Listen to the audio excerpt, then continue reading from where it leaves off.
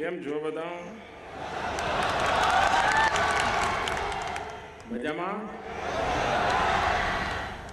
પર આ બધા સુખમાં ને? અંબામાના આશીર્વાદ બરાબર છે ને?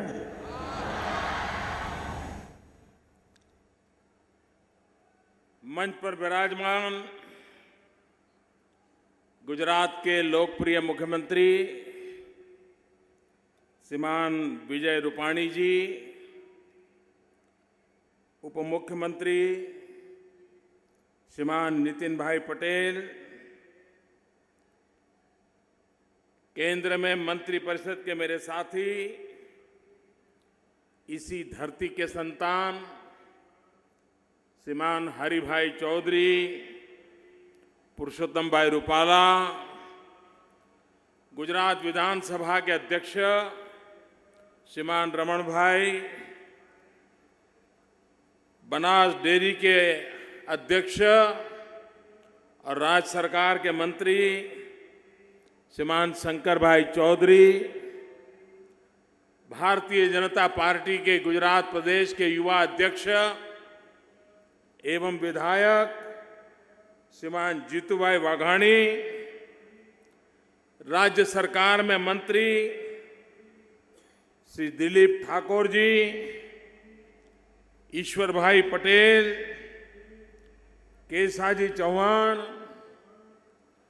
मिल्क मार्केटिंग फेडरेशन आनंद के अध्यक्ष श्री जेठाभाई पटेल, जिला पंचायत के अध्यक्ष श्रीमान दिनेश जी, हमारे बहुत पुराने वरिष्ठ नेता श्रीमान परबत भाई पटेल, बनास डेयरी उपाध्यक्ष श्रीमान मावजी भाई मगन भाई देसाई, मंच पर विराजमान सभी महानुभाव और विशाल संख्या में पधारे हुए बनासकांठा के मेरे प्यारे भाइयों और बहनों,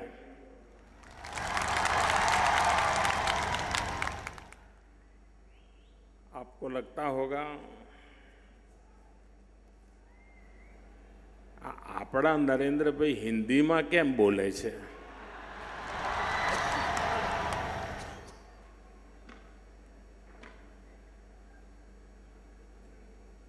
अरे देश को भी तो पता चलना चाहिए कि बनासकांठा का किसान कैसा काम करता है।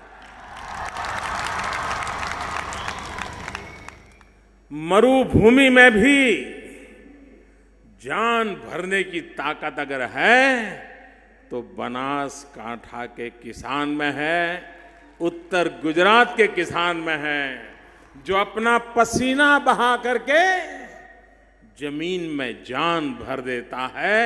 और इसलिए देश को पता चले कि इस बनासकांठा जिला पाकिस्तान की सीमा पर बिना पानी, बिना बरसात, रेगिस्तान जैसी जिंदगी गुजारता हुआ इंसान अपने पराक्रम से, पुरुषार्थ से अपने भाग्य को कैसे बदल सकता है, इसका ये जीता जागता उदाहरण ये जिले के नागरिक हैं, उनका पुरुषार्थ है और उनकी सफलताएं हैं। भाइयों बहनों, मुझे बताया गया 25-27 साल के बाद कोई प्रधानमंत्री का बनासकांठा जिले में आने का हुआ है। भाइयों बहनों, मैं आपके बीच में प्रधानमंत्री के रूप में नहीं, इस धरती के संतान के रूप में आया।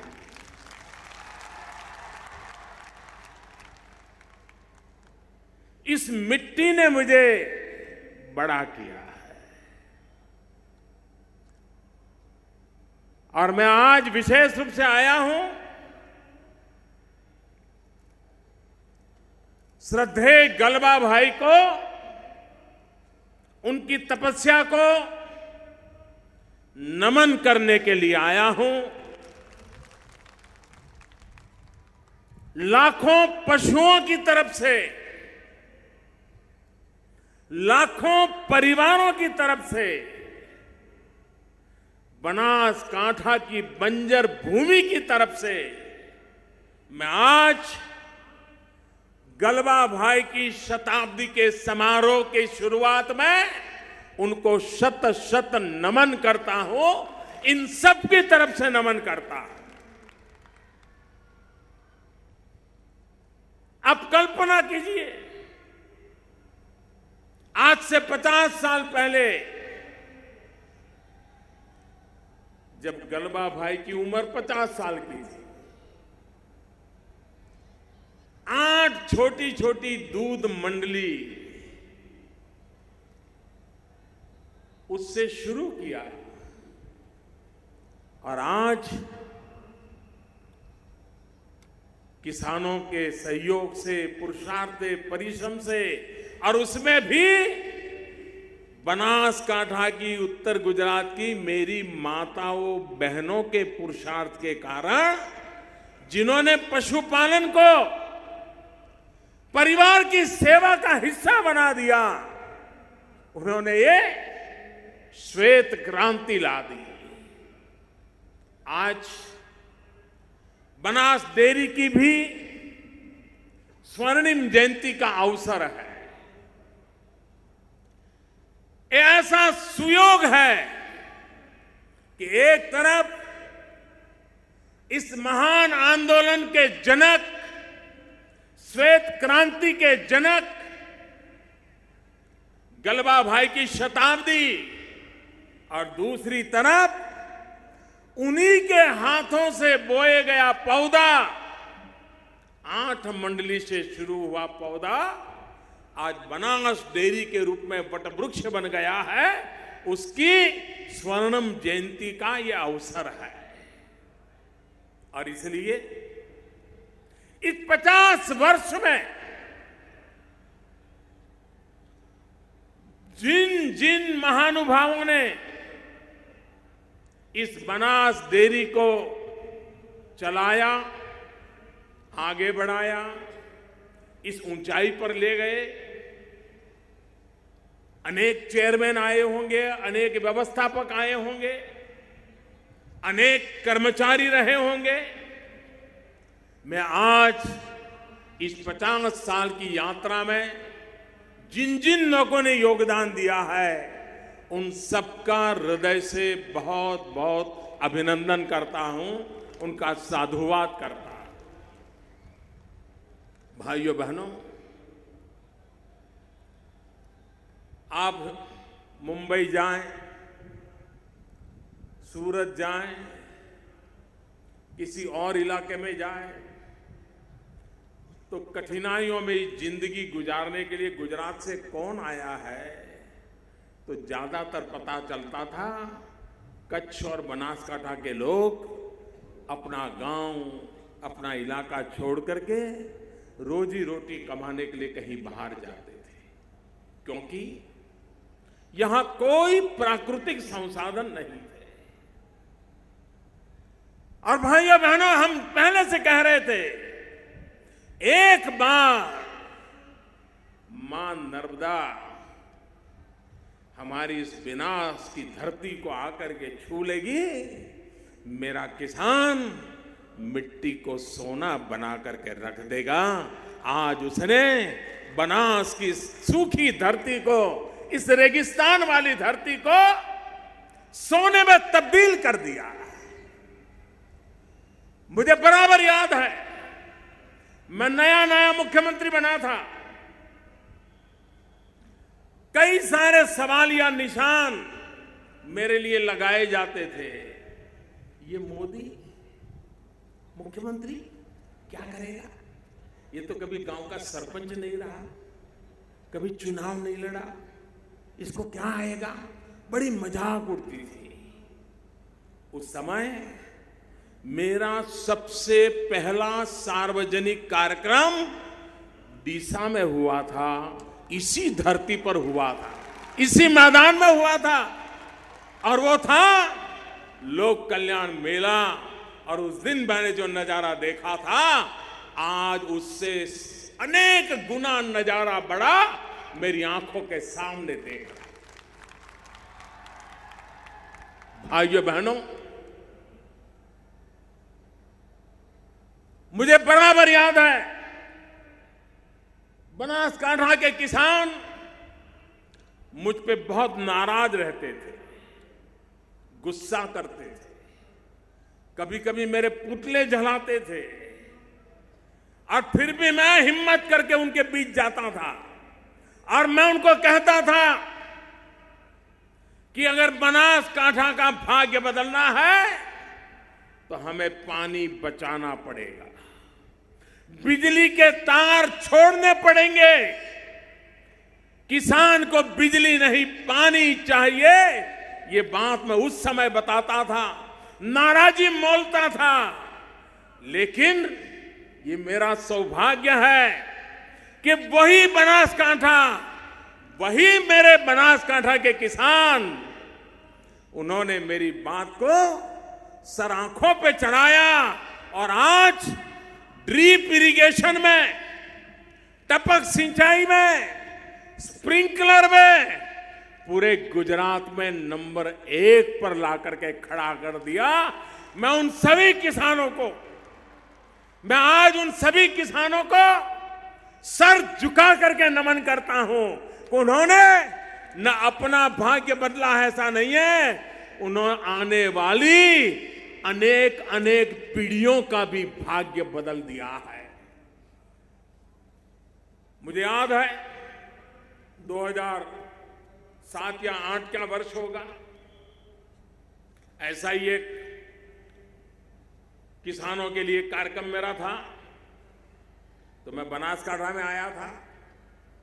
तो हमारे एक मित्र हैं, दिव्यांग है, श्री गेना जी। गेना जी हमारे लाखनी तहसील से हैं। तो गेना जी चल तो पाते नहीं है, दिव्यांग है, लेकिन बड़े प्रगतिशील किसान हैं। वो इतना बड़ा दाढ़म लेकर के, अनार लेकर के मुझे भेंट करने आए, नारियल से भी बड़ा था। मैं हैरान था, मैंने उनसे पूछा, भाई ये कमाल कैसे किया है आपने? बोले साहब, आज तो मेरे खेत में पूरे जिले के लोग देखने के लिए आते हैं और आप देखना धीरे धीरे दाड़म की खेती में बनासकांठा आगे निकल जाएगा। एक गांव के मेरे गेना जी, सरकारी गोरिया के हैं ना गेना जी, आए होंगे, शायद कहीं बैठे होंगे, हमारे गेना जी कहीं बैठे होंगे। क्या कमाल करके रख दिया भाइयों बहनों।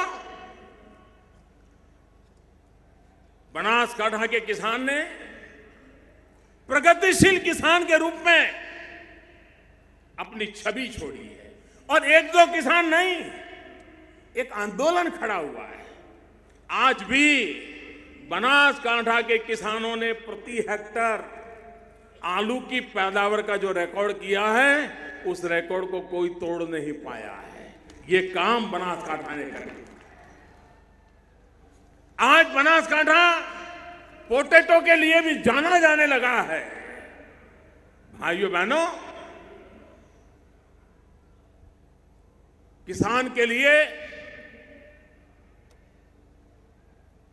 कुछ चीजें कैसी वरदान होती है। गलबा भाई ने जब डेयरी का काम शुरू किया, जहां पानी ना हो, रेगिस्तान हो, 10 साल में 7 साल अकाल रहता हो, जहां किसान ईश्वर की इच्छा पर ही जिंदगी गुजारता हो, उसके लिए तो आत्महत्या एक ही रास्ता बच जाता था। लेकिन इस जिले ने किसानों को पशुपालन की ओर मोड़ दिया, दूध उत्पादन की ओर मोड़ दिया, और पशुओं की सेवा करते करते, दूध क्रांति करते करते अपने परिवार को भी चलाया, बच्चों को भी पढ़ाया और जीवन को आगे ले गए। भाइयों बहनों, यही बनासकांठा, यही गुजरात जिसने श्वेत क्रांति का नेतृत्व किया था, आज मुझे खुशी हुई कि बनास डेयरी ने श्वेत क्रांति के साथ साथ स्वीट क्रांति का भी बिगुल बजाया है। जहां श्वेत क्रांति हुई वहां अब स्वीट क्रांति भी होने वाली है। मधु क्रांति, शहद, बनास ने डेयरी के दूध की जैसी व्यवस्था की है। किसानों को शहद के लिए, मधुमक्खी पालन के लिए ट्रेनिंग देना शुरू किया। आज उसके हनी में से पहला पैकेजिंग बना करके उन्होंने मार्केट में रखा है। मेरा पूरा विश्वास है गुजरात में जो डेयरी का नेटवर्क है और करीब करीब सभी जिलों में डेयरी का नेटवर्क है, किसानों की समितियां बनी हुई हैं। दूध के साथ साथ खेतों में अगर मधुमक्खी पालन भी किसान पकड़ ले तो जैसे दूध भरने जाते हैं वैसे मधु भरने जाएंगे, मध भरने जाएंगे, शहद, हनी ले जाएंगे और डेयरी की गाड़ियों में दूध भी जाएगा, शहद भी जाएगा। एक्स्ट्रा प्रॉफिट, एक्स्ट्रा बेनिफिट, अतिरिक्त कमाई का एक नया रास्ता गुजरात के सभी डेयरी, सभी किसान इस रास्ते पर चल करके इस श्वेत क्रांति के साथ साथ स्वीट क्रांति को भी ला सकते हैं, ऐसा मेरा विश्वास है। दुनिया में शहद की मांग है, बहुत बड़ा मार्केट है। अगर हम शहद में भी आगे निकल जाएं, और जब नर्मदा का पानी आया है, नर्मदा के नजदीक के इलाकों में तो बहुत बड़ी मात्रा में इसका लाभ मिलता है। फर्टिलाइजर उपयोग करने के तरीके बदलने पड़ते हैं, लेकिन लाभ इतना बड़ा होता है।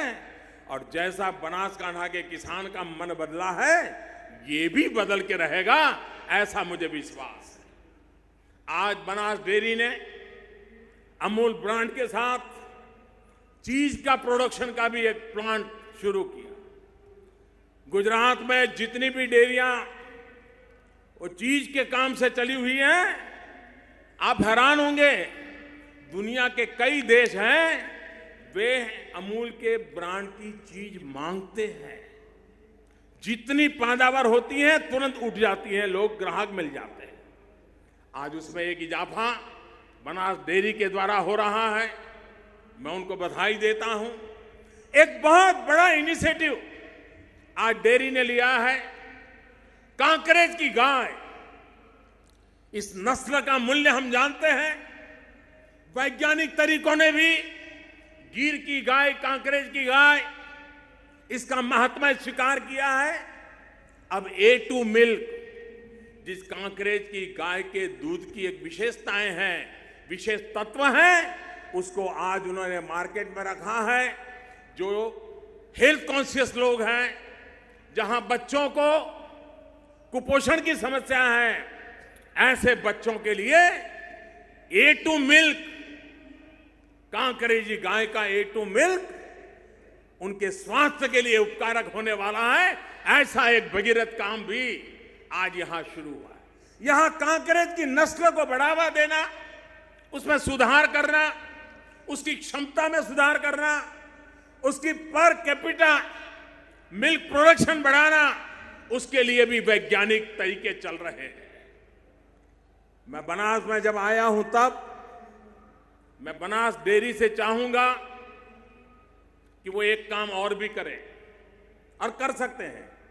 बनास हो, साबर डेयरी हो, दूधसागर डेयरी हो, ये तीनों मिलकर के भी कर सकते हैं। दो चीजें हम ऐसी पैदा करते हैं हमारे किसान, लेकिन हम सस्ते में बेच देते हैं। और जो हम कैस्टर की खेती करते हैं, दिवेला, एरंडा, 80% खेती हमारे यहां होती है, उसका उत्पादन। उस पर इतनी वैल्यू एडिशन होती है, इतनी प्रोसेस होती है, सारी दुनिया के महत्वपूर्ण टेक्नोलॉजी में, स्पेस शटल की टेक्नोलॉजी में ये कैस्टर के ऑयल से बनी हुई चीजें सबसे सफल रहती है। लेकिन हम जो हैं अभी भी हमारा दिवेला एरंडा जो कहे ऐसे का ऐसा बेच देते हैं। ये बनास, दूधसागर, साबर एक रिसर्च सेंटर बनाए और हमारे किसान जो यहाँ पर कैस्टर पैदा करते हैं, एरंडा पैदा करते हैं, दिवेला पैदा करते हैं, उसमें वैल्यू एडिशन कैसे करें और हमारा ये कीमती संपत्ति पानी के मोल से बाहर चली जाती है उसे हम बचाएं। दूसरा है इसबगोल। इसबगोल की ताकत बहुत बड़ी ताकत है, उसमें बहुत वैल्यू एडिशन हो सकता है। जब कुरियन जिंदा थे तो श्रीमान कुरियन जी को मैंने कहा था कि आप इसबगोल पर वैल्यू एडिशन पर काम कीजिए। उन्होंने प्रारंभ किया था, आइसक्रीम बनाया था इसबगोल का और आइसक्रीम का नाम दिया था इसबकुल। आनंद में शुरुआत की थी उन्होंने उस समय। इतना बड़ा ग्लोबल मार्केट है इसबगोल का, उसके संबंध में भी अगर वैज्ञानिक तरीके से हम काम करें तो बहुत बड़ा बदलाव ला सकते हैं और हमें लाना चाहिए। भाइयों बहनों, इन दिनों पूरे देश में इस बात की चर्चा चल रही है, नोटों का क्या होगा।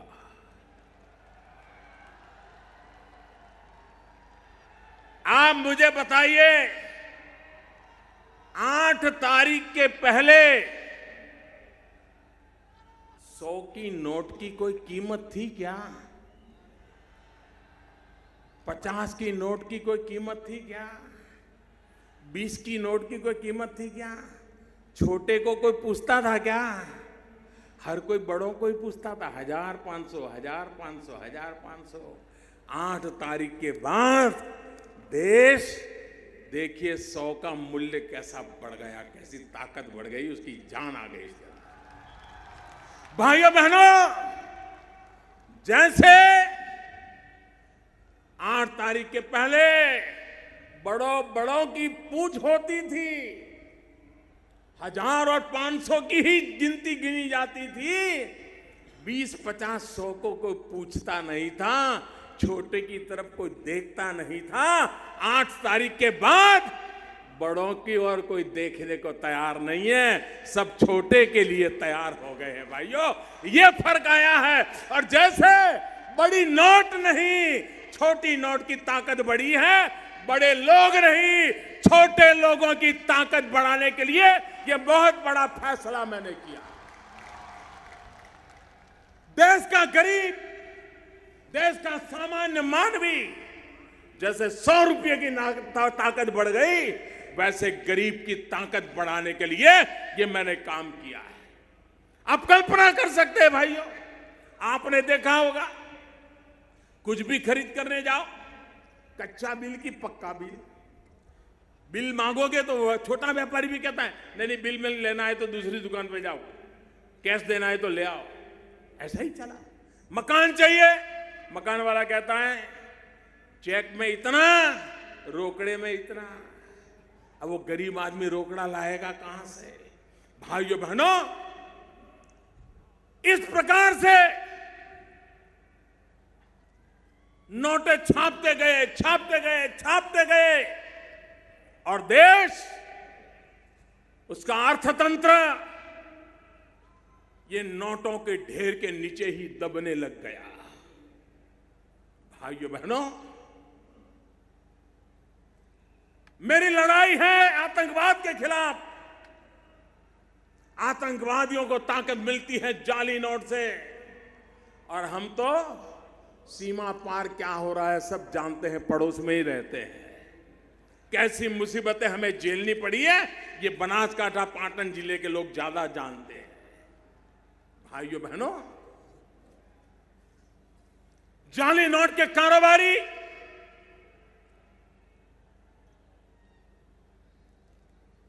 हिंदुस्तान में जितनी हो हल्ला है ना, उससे ज्यादा बाहर है, जाली नोटों के कारोबारियों में बाहर है। नक्सलवाद, सारे नौजवान सरेंडर होकर के वापस आने लगे हैं। हर किसी को लगता है अब मुख्य धारा में वापस आना चाहिए। आतंकवादियों को जहां से ताकत मिलती थी, उन रास्तों को रोकने में सफल हुए। ये जाली नोट का कारोबार, उसका मृत्युगंठ एक निर्णय से किया है भाई। भ्रष्टाचार, काला धन, ये भ्रष्टाचार और काले धन में पीड़ा किसको होती थी? किसी बेईमान को न भ्रष्टाचार से परेशानी थी, न काले धन से परेशानी थी। एक भ्रष्टाचारी को दूसरे भ्रष्टाचारी को कुछ देना भी पड़ता था, तो भी देने वाला भ्रष्टाचारी दुखी नहीं था। अगर दुखी कोई था तो इस देश का ईमानदार नागरिक दुखी था। परेशान था तो इस देश का ईमानदार नागरिक परेशान था। 70 साल तक इन ईमानदार लोगों को, 70 साल तक इन ईमानदार लोगों को आपने लूटा, आपने परेशान किया, उसको जीना मुश्किल कर दिया। आज मैं जब ईमानदारों के साथ खड़ा हूं, तो अब ईमानदारों को भड़काया जा रहा है और मुझे खुशी है। मेरे ईमानदार देश के नागरिकों ने लाखों भड़काने के बावजूद भी सरकार के इस निर्णय का साथ दिया है। मैं 125 करोड़ देशवासियों को सत सत नमन करता हूं कि इतना बड़े काम में उन्होंने मेरी मदद की। भाइयों बहनों, आजकल बड़े बुद्धिमान लोग भाषण सुनाते हैं कि मोदी जी आपने इतना बड़ा निर्णय किया, लेकिन हमारे जीते जीते कोई लाभ नहीं मिलेगा, मरने के बाद मिलेगा। भाइयों बहनों, हमारे देश में एक चारवाक ऋषि हो गए।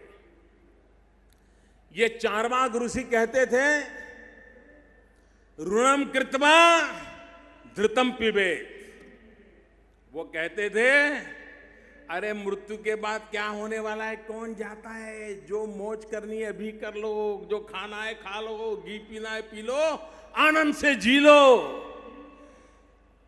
इस चारवाक की फिलॉसफी को कभी भी हिंदुस्तान ने स्वीकार नहीं किया। हमारा तो देश ऐसा है, बूढ़ा गरीब मां बाप,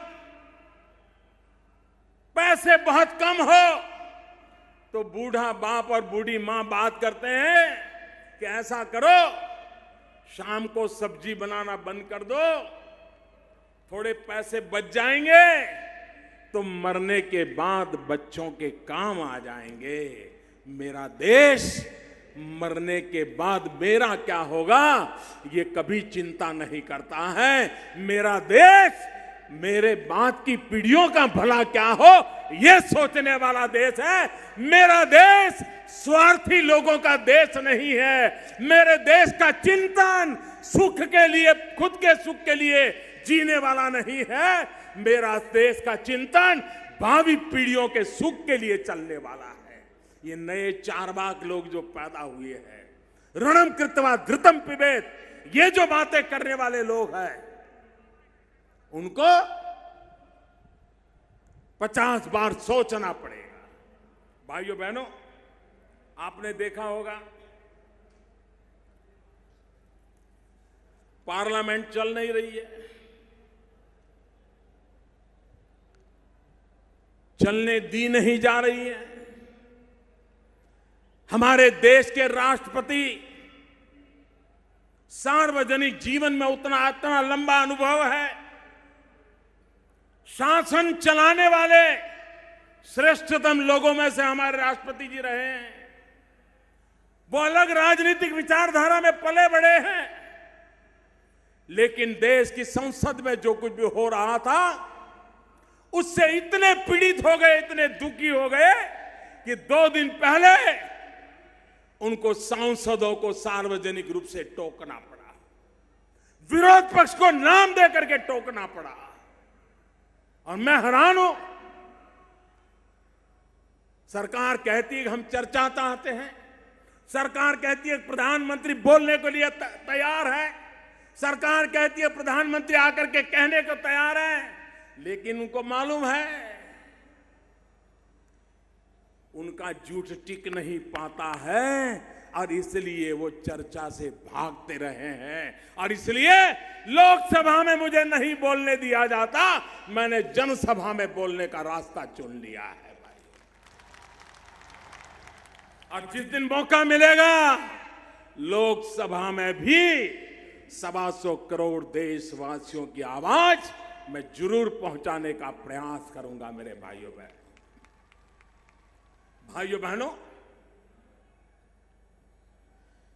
मैं विरोधी दल के मित्रों से आज महात्मा गांधी की इस धरती से, सरदार वल्लभ भाई पटेल की इस धरती से सार्वजनिक रूप से आग्रह करना चाहता हूं। जब चुनाव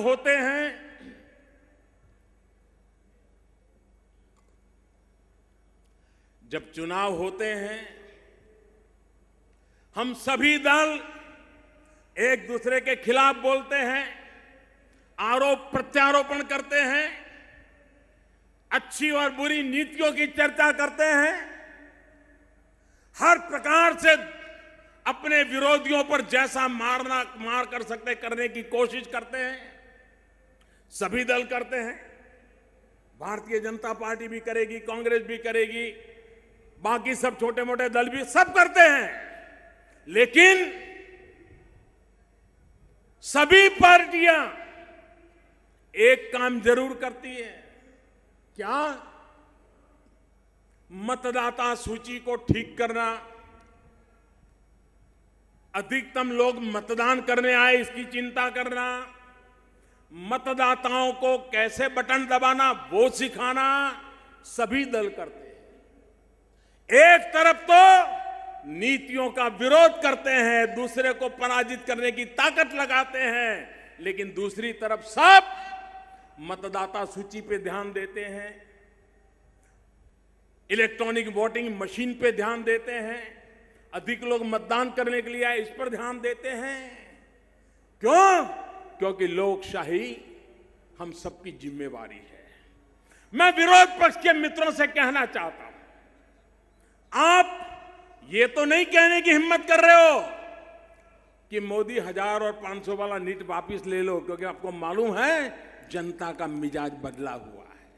हां, कुछ लोगों ने कहा अच्छा मोदी जी ये तो ठीक है, लेकिन ऐसा करो एक हफ्ते के लिए रोक लो। क्यों भाई? ये हफ्ते में कौन सा जादू होने वाला था? ये एक हफ्ता रोकने के इरादा क्या था? लेकिन कोई दल ये नहीं कहता है कि निर्णय को रोल बैक करो, सब दल कहते हैं ठीक से लागू करो। मैं सभी दलों से कहना चाहता हूं कि जैसे चुनाव में हम एक दूसरे का घोर विरोध करते हैं, लेकिन मतदान बढ़ाने के लिए मेहनत करते हैं, मतदाता सूची के लिए मेहनत करते हैं, इलेक्ट्रॉनिक मशीन की ट्रेनिंग के लिए मेहनत करते हैं। आज समय की मांग है कि आप खुल करके मेरा विरोध करिए, मेरी आलोचना करिए, लेकिन लोगों को बैंकिंग सिखाने के लिए काम कीजिए, इलेक्ट्रॉनिक पद्धति से पैसे कैसे लिए जाते दिए जाते ये सिखाइए।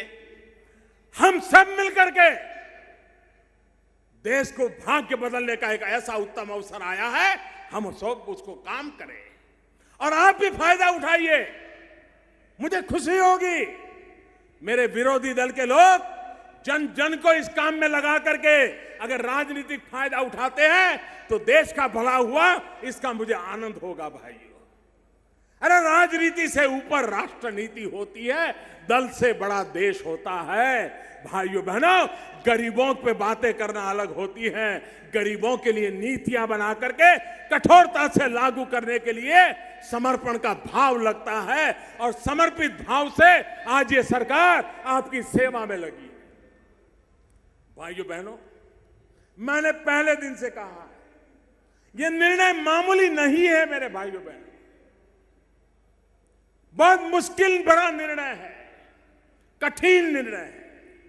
और मैंने कहा था बहुत तकलीफ पड़ेगी, मैंने कहा था मुसीबत आएगी, और 50 दिन ये तकलीफ होगी ही होगी, और तकलीफ रोजमर्रा थोड़ी बढ़ती भी जाएगी, लेकिन 50 दिन के बाद मैंने हिसाब किताब लगाया है, वो एकदम से धीरे धीरे धीरे धीरे करके पहले जैसी स्थिति की तरफ आगे बढ़ेगा।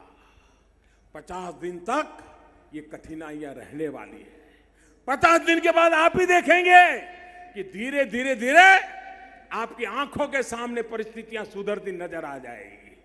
भाइयों बहनों, देश भ्रष्टाचार से मुक्त करने का एक महत्वपूर्ण कदम है। और कुछ लोग, आपने देखा होगा इन दिनों सरकार बराबर पीछे लग गई है, बैंक वाले जेल में जा रहे हैं, बड़े बड़े गड्ढे लेकर के भागे हुए लोग जेल जा रहे हैं, चारों तरफ उनको लगा था कि ठीक है मोदी जी 1500 की बंद कर देता है, हम पिछले दरवाजे से कुछ कर लेंगे, लेकिन उनको मालूम नहीं था मोदी ने पिछले दरवाजे पर भी कैमरे लगाए हुए हैं। ये सब के सब पकड़े जाने वाले, कोई बचने वाला नहीं है। 2 महीना, 3 महीना, 6 महीना, जिन्होंने भी 8 तारीख के बाद नए पाप किए हैं वो तो किसी हालत में बचने वाले नहीं है भाइयों बहनों, उनको सजा भुगतनी पड़ेगी।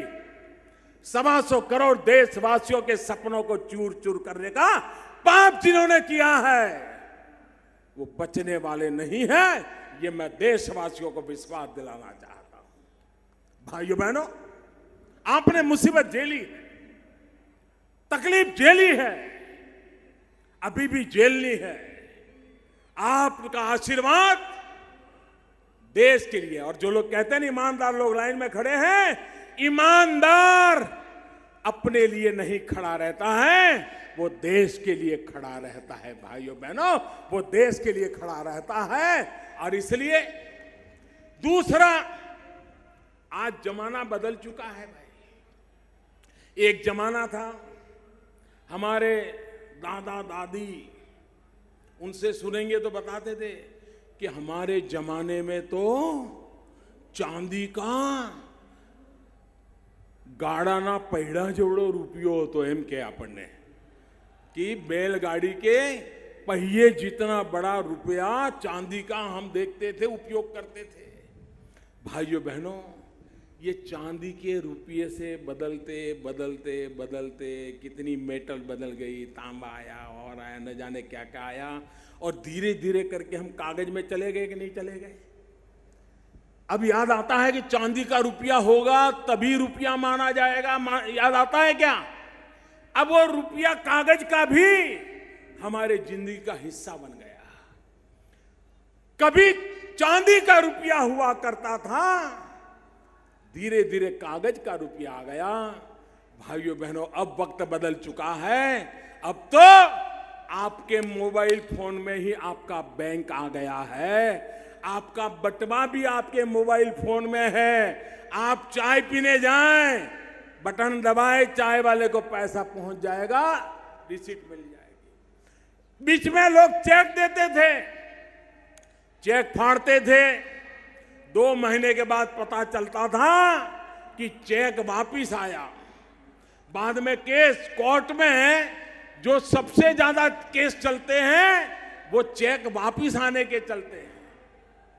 आप नौजवानों का धन्यवाद, आपने बहुत बड़ा काम उठाया है, मैं आपको बधाई देता हूं। और बनासकांठा जिले को आप ई बटवा से जोड़ दीजिए भाइयों।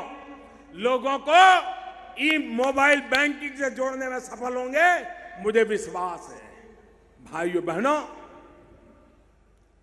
हम जानते हैं कि अब वो कागज की नोटों का भी जमाना पूरा होने जा रहा है। अब तो आपके मोबाइल फोन में आपकी बैंक है। एक बार बैंक में जमा हो गया, आपको बैंक में कतार में खड़े रहने की जरूरत नहीं है। आपको एटीएम के बाहर लाइन लगाने की जरूरत नहीं है। आपको टाइम बर्बाद करने की जरूरत नहीं है। अखबार में एडवर्टाइजमेंट आता है, टीवी पर एडवर्टाइजमेंट आता है। आप अपने मोबाइल फोन से अगर आपके पैसे बैंक में पड़े हैं तो आप अपने पैसों का जो खरीदना खरीद सकते हैं। चेक तो बाउंस होता था, इसमें तो जैसे ही पैसे दोगे तो सामने रिसीट आ जाता है, पैसा मिल गया या पैसा पहुंच गया। कोई बाउंस होता ही नहीं, वहीं पता चल जाता है कि रुपया गया कि नहीं गया। भाइयों बहनों, हिंदुस्तान दुनिया में तेज गति से आगे जाना चाहता है। ये नोटों के बंडलों के ढेर, ये नोटों के पहाड़ हमारे अर्थतंत्र को दबोच रहे हैं। काले धन और भ्रष्टाचारियों को वो काम आ रहे हैं। गरीब की ताकत कम हो रही है। जैसे 1000 की नोट की कीमत थी, 100 की नहीं थी, अमीर की थी, गरीब की नहीं थी। आज गरीब की भी ताकत बढ़ गई है, 100 के नोट की भी ताकत बढ़ गई है। और अगर आपने ई बटवा कर लिया, बैंकों की कतारें खत्म करके बैंक को ही अपने मोबाइल में ले गए, आपको बैंक की कतार में जाने की जरूरत नहीं, बैंक आपके मोबाइल की कतार में खड़ी हो जाएगी। मैं आपसे आग्रह करता हूं, मैं देशवासियों से आग्रह करता हूं, मैं मीडिया के मित्रों से विशेष प्रार्थना करना चाहता हूं। मोदी की आलोचना करना आपका हक है, आप जरूर कीजिए। कतार में जो खड़े रहे हैं, उनको तकलीफ हो रही है, वो आप दिखाते हैं, मुझे कोई शिकायत नहीं है। लेकिन साथ साथ आप ये भी सिखाइए कि अब कतार में खड़े रहने की जरूरत नहीं है। बैंक आपके मोबाइल फोन की कतार में खड़ा हो जाएगा। बैंक वाला आएगा कि मुझे आपके यहां रख लो। वो दिन आ सकते हैं। टेक्नोलॉजी उपलब्ध है, व्यवस्था उपलब्ध है। भाइयों बहनों, अब देश भ्रष्टाचार सहन नहीं करेगा। अब देश जाली नोट सहन नहीं करेगा। अब देश काला धन सहन नहीं करेगा। गरीबों को लूटने का खेल, मध्यम वर्ग को शोषण करने का खेल अब नहीं चलेगा। और इसलिए मुझे आपके आशीर्वाद चाहिए। खड़े रह करके दोनों हाथ से ताली बजा करके मुझे आशीर्वाद दीजिए। मेरे गुजरात के भाइयों बहनों, मेरे डीसा के भाइयों बहनों, आशीर्वाद दीजिए। पूरे ताकत से आशीर्वाद दीजिए। भारत माता की, भारत माता की, भारत माता की।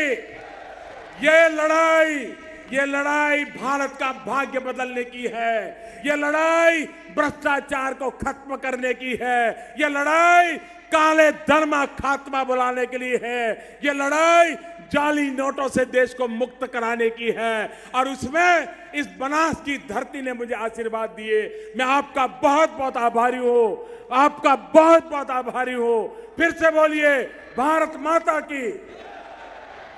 पूरी ताकत से बोलिए, पूरा देश सुन रहा है। भारत माता की, भारत माता की। बहुत बहुत धन्यवाद।